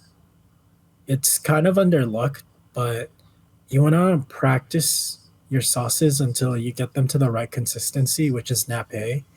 And the easiest way to test for nappe is you take the back of the spoon and you coat it with the sauce, Mm-hmm. And basically, you run a finger down the middle of the spoon, and if there's a gap between the sauce, like if a wedge forms or like the dividers form, and you can see the silver of the spoon, your sauce is nappe. But if it comes back together or that line is not there, then your sauce is probably too thin. Mm, But also be careful because your sauce can get too thick. yeah. And you don't account for this when you're cooking at home, but when you work at a restaurant, like I said, cold food, cold plates, hot food, hot plates. When it comes to sauces, if you're serving a hot dish with a sauce on a hot plate, you have to kind of go a little like thinner on the sauce because when you serve it with that hot food on that hot plate is still cooking the sauce. It's reducing it a little more. That Because, makes sense. yeah, I've had instances for my final even where I present a dish and I toss in my plate in the oven, then I pull it out and it's like kind of hot. And by the time I get to the table to show the chefs, my sauce is so thick. And they go, "Your Wow. sauce is too thick." And I go, "It was perfect when it came out of the pan." Hmm. And I go, "Well, I know it's my fault because I didn't account for the carryover heat of the Yeah, the plate." residual heat. Yeah. Yeah, that's the biggest issue. But yeah, honestly, practice cutting and make sure to cut safe. Always tuck your fingers in, keep a sharp knife, and Sharp practice the knife. correct grip. And always tuck those fingers in. You never want to cut yourself. Don't worry Absolutely. about speed as well. Like, Hmm. just practice slow, smooth, consistent cuts. And then once you're kind of used to cutting, get used to rocking the knife, Hmm. and the speed will come. Yeah, Yeah. absolutely. But what about for those home cooks out there that are not necessarily pursuing a passion in the culinary industry and just cooks at home? What would you say to them to improve their skills in the kitchen, and what resources do you recommend for them to learn techniques? Okay. If you can pay for it, there are some master classes on like quick culinary courses, and some of the master classes are good. Um, there's so many resources out there, in my opinion, but I would say go through accredited sources. So I would prefer that you read a book and read what's in the book rather than watch YouTube videos because I see a lot of these big YouTube channels about food, and some of them, the techniques are completely wrong, or they're teaching you a shortcut method, which may work, but it could screw you over if you need to use the technique in the future for a different sort of dish. Um, if you're a cook at home, though, honestly, I would say expand your palette a little more. Grab a bunch of ingredients from the grocery store you don't usually use and Hmm. just taste them raw. Like, understand the flavor, understand the smell, and learn to incorporate it into your dishes. Um, but also just work on balancing the dish because I think when you cook at home, presentation doesn't really matter. And when you cook at home, you just more so want good tasting food. Hmm. So learn to adjust salt, like sweetness, spiciness, bitterness, sourness, and you have to understand how to save each. So if your dish is too salty, you can always dilute it with water and then reduce and cook the water out, and your dish will be less salty. Hmm. If it is a stew, I haven't tried this personally, but I've seen that you can toss in a potato if it's too salty, and the potato absorbs a lot of that salt. And I mean a raw potato. Hmm. If it's too fatty, so if it tastes too thick because of an oil or a butter, you add a little bit of like a little bit of an acid, so a pinch of a lemon juice, a pinch of lime juice. It cuts through that fat and it leaves a nice finish on your mouth.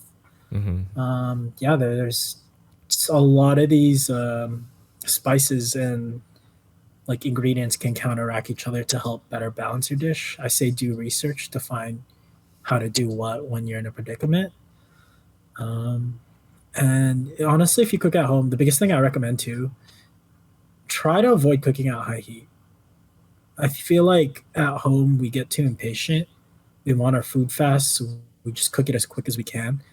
And half the time you're burning either your herbs, your shallots, your garlic, your alliums, you're burning them, or so that flavor is not coming through as much.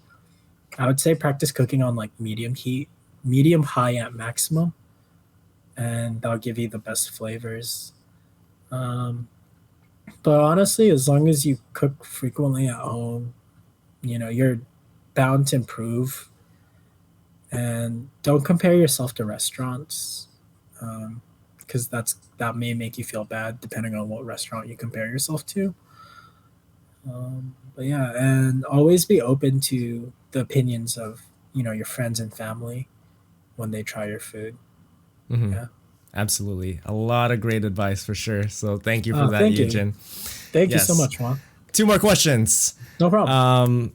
And I think we got to make a book for you, Yujin, for all the advice you've provided for. Nah, us. maybe in like 2 decades. I'll write a book in 2 decades. Absolutely. What do you think are some of the most common mistakes that novice or beginner cooks make in the kitchen, and how can they be avoided? Okay. Yeah. So the first one is, I think oversalting. I sometimes see it where not chefs, but I guess common cooks, like home house cooks, will add too much salt. And the thing with salt is a mineral. Even though it's regarded as a spice, it's a mineral. And salt enables us to taste the food. So, like, if I give you an apple and you bite into it, you might taste the apple, yeah. But if I add the smallest sprinkle of salt, that apple flavor, you'll taste it a lot more. It's like an entry, like the gateway to flavor. So just sprinkle a little bit of salt to taste. And if you need more salt, you can always add more salt. But trying to get salt out of your dish is hard, because if you dilute it in water, the consistency might change, the texture might change. And especially if it's a protein like meat, you don't want to dilute it in water. Like, it's gonna be weird. You don't want water steak. What else? Another common mistake I see is, and I see this in my family sometimes, is the way you hold the knife. And also, especially the way you hold whatever produce you're cutting. Always make sure to tuck in and use like that bone, that guiding bone. Guide your knife with that bone, because if you flare your fingers out or have them flat as you cut, no matter how far your knife is, you could just slip your knife and cut yourself accidentally. And that happened to my sister. And I told her, I was like, it's because you don't tuck your fingers in. So, Yeah, but I felt you don't want bad. that. And then I saw my mom cutting like a few months ago.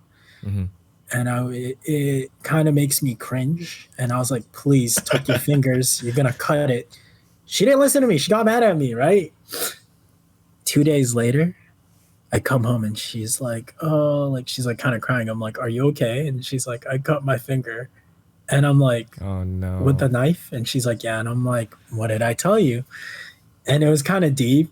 And I was like, I told you. Yeah. And I was like, I told you, like, I go to culinary school. I know what I'm talking about. Like, there is a reason why they teach you that form, and it's purely to protect yourself from cutting your fingers. If you have things that are round that you have to cut, like let's say an orange, you can actually just cut the bottom, like the base of it, just make a small cut so the base is flat and not round. So that way you can manipulate it like that. Either that, or if you absolutely have to cut something that's odd shaped, use a towel and make a ring around it. The towel will keep it in place. Interesting. Yeah, be very careful with cutting. What other mistakes do I see? Okay, I see too many chefs when they're pushing ingredients off their cutting board. They use the blade side to push veggies off Good tip. off the cutting board. Yeah. Use the backbone of the knife so you don't dull your knife, because the backbone has no purpose. You're not going to cut with it. So you can use that end and drag it on your cutting board. But if you dull your knife by using the teeth, you're just potentially risking yourself, because a dull knife doesn't cut, as you know. And when it doesn't cut, you have to apply more pressure. And when you apply more pressure, that's when things could slip around and boom, you end up with a cut, or even worse, you know? Yeah. And it's more effective too for me because it has a bigger surface area, so you can actually, move things around much easier. Exactly. So, yeah. That's an excellent point. Another common mistake that home cooks make. I think another one is, this isn't a mistake. It's just advice. Once you have a recipe down that you learned online, try playing around with it. Add ingredients that you like and make it your own dish. Add your own twist to it. See what works, like maybe in your head you're like, I want to add a fruit to this dish. Okay, try peaches, try apricots. And do it in small batches so you're not wasting your food completely. But play around and you'll come up with probably some flavor combinations that I'm not even aware of. And there are some really weird ones out there that I don't know if you guys are aware of, but yeah. Another common mistake chefs make. Always clean your kitchen. Yeah, that's a big one. Okay, don't dump your oil down the drain. Whenever you cook and you have hot oil, please do not throw it out and dump it down your drain. If you have to dispose of it, and if you're not going to reuse it, if you're going to dispose of it, get a paper towel to soak up all the oil, and then throw the paper towel in the garbage can. Because if you throw it down down your drain, it could like thicken and cause like a clot or a clog in your drain, and that's not ideal. Yeah, we don't want that. We don't want the clog. What else? Avoid cross-contamination. So yeah, it's good hygiene to wash your hands between touching every different ingredient, but the most important time to wash your hands is if you touch meat and you cut it or do whatever, and then you're going to touch like rice or vegetables or whatever you're going to cook next. Wash your hands before you touch those other things. Meat is one of the like common carriers of foodborne illnesses, especially poultry. And even eggs, actually. Salmonella is present on the shell of eggs, not actually the actual egg inside itself. More so the outer eggshell. So wash your hands then.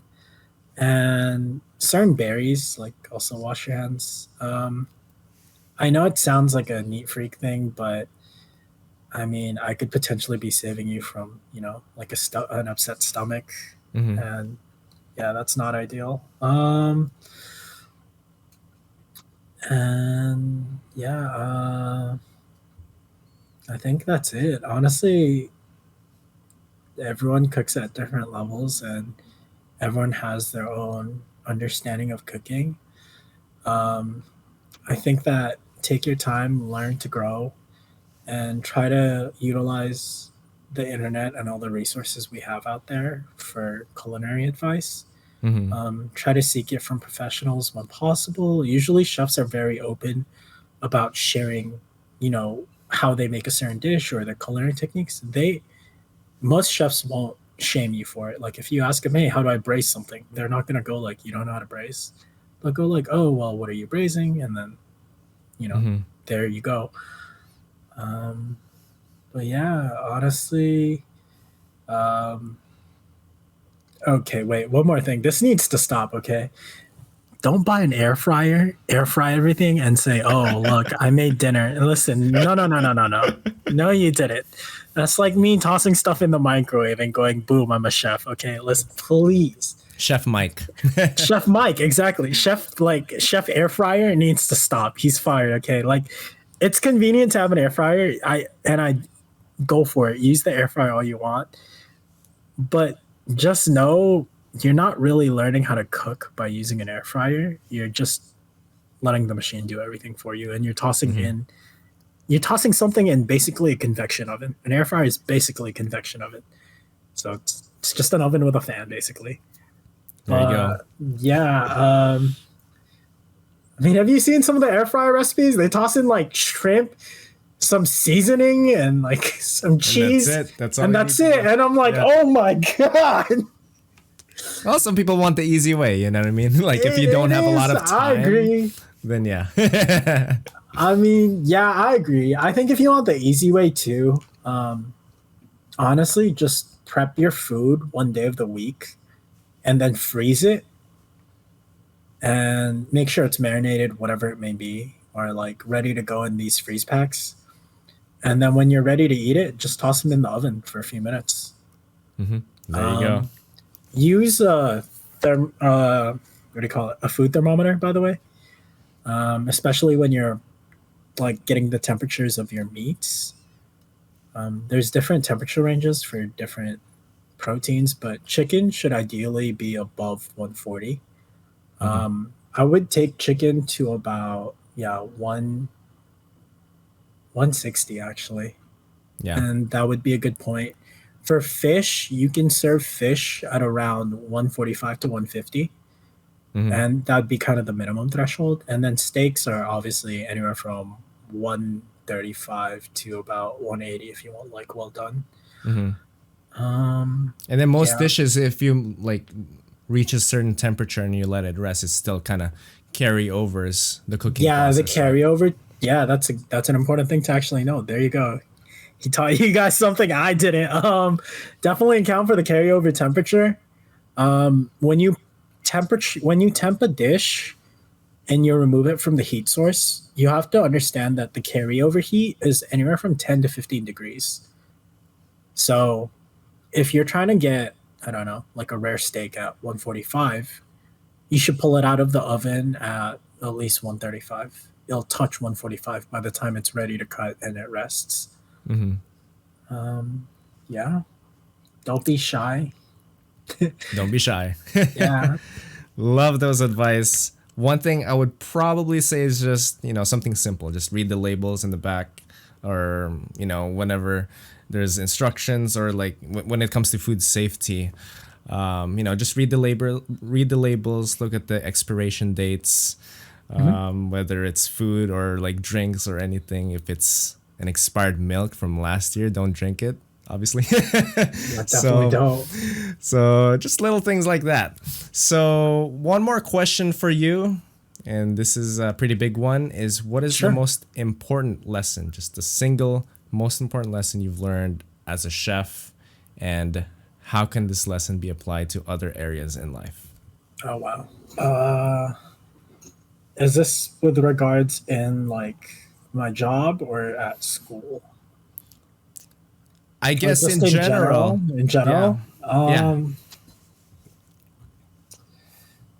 that I guess two things that good things take time.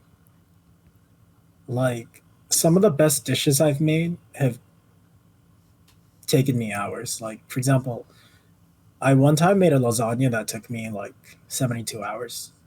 And Damn. that seems like a lot, but it was only like 30 hours of active cooking, and the other 42 were like resting, because lasagna builds more flavor the more you rest it, especially in a fridge. Um, what else? And I feel like that applies to everything in life, is that anything good will take time. Like whether it's you developing a good habit or like changing your diet or like reading more, exercising more, like just anything healthy. Like you don't go to the gym and then you're all of a sudden like super healthy and buff, like it takes time.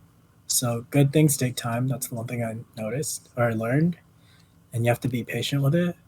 Um, and the other thing I learned is that no matter what you do, put the like do the best that you can. Do your best, put in the best effort that you can, and really just try your hardest, because as long as you try your hardest, in my opinion, no one can knock you down for it. Mm-hmm. Like, if you told me you tried your hardest to make a steak and it tasted whatever to me, I'm not going to tell you it tastes terrible. I would go, yeah, like, you need a little more practice, but that was fairly good for, like, let's say your first try. Um, and find something that you love to do. I know that it's really hard nowadays, and people really, not most people, but some people really like to pursue money. And I understand with, like the cost of living rising and social media, like, I mean, you see it on social media all the time, or even like you see all these young people, like even younger than you and me, that are millionaires, have these nice houses, flashy cars, all this jewelry, whatever. In my opinion, I think that's nice and like good for those people if that's genuine what they love to do.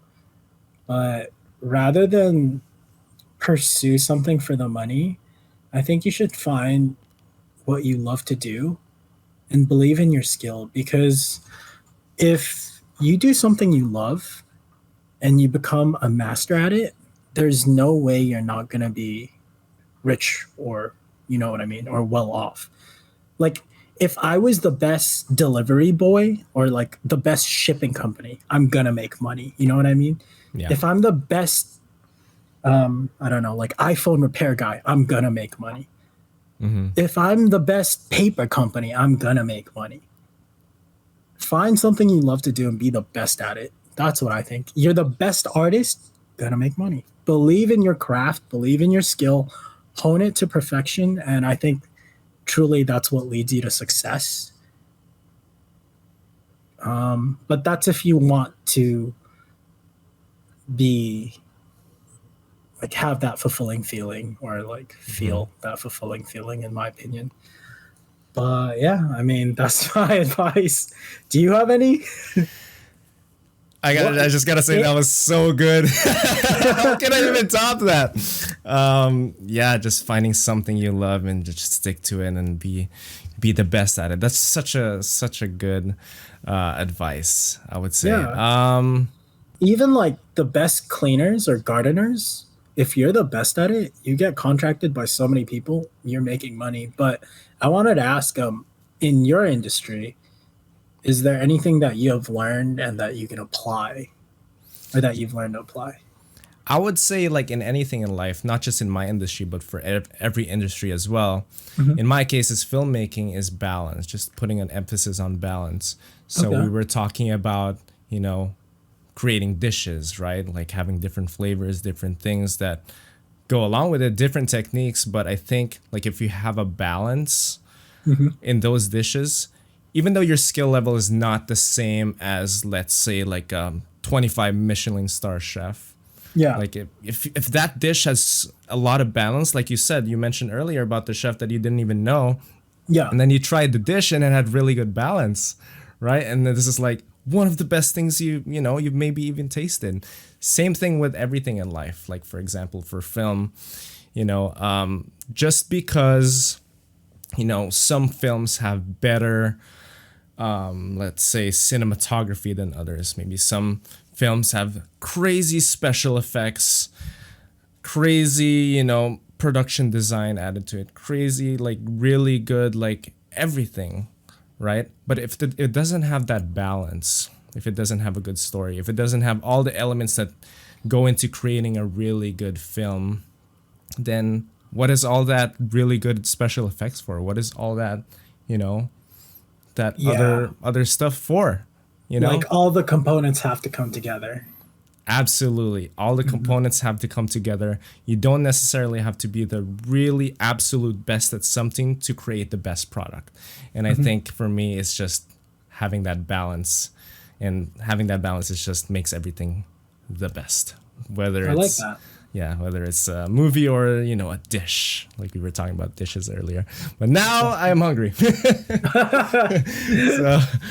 So, Yujin, I just want to thank you again. This has been such an amazing episodes, and definitely a lot learned from you today. And we went over 2 hours. This is the first time we've ever done something like this. So Oh, I'm sorry. no worries. I had such an amazing time. But just one last thing, for people who wanna ask for advice or just follow your culinary, journey in general, like where can people find you in social media? You can definitely reach out on Instagram, and if you ask about food, I'll definitely reply. You can follow my culinary page. It's Yujin Yujin Roa Roa Okuda Okuda _ Awesome. But yeah, or if not, you could email me at eugene619@hotmail.com, and I'll gladly reply to any questions or recipes you may need regarding food. Love that. I love the 619. Reminds me of wrestling. It's also my birthday. It's also your birthday. Yeah. All right. Thank you, everyone. Thank you for the listeners who are listening to this episode of The Howl. And thank you, Yujin, for being here. Thank you so much for having me, Juan.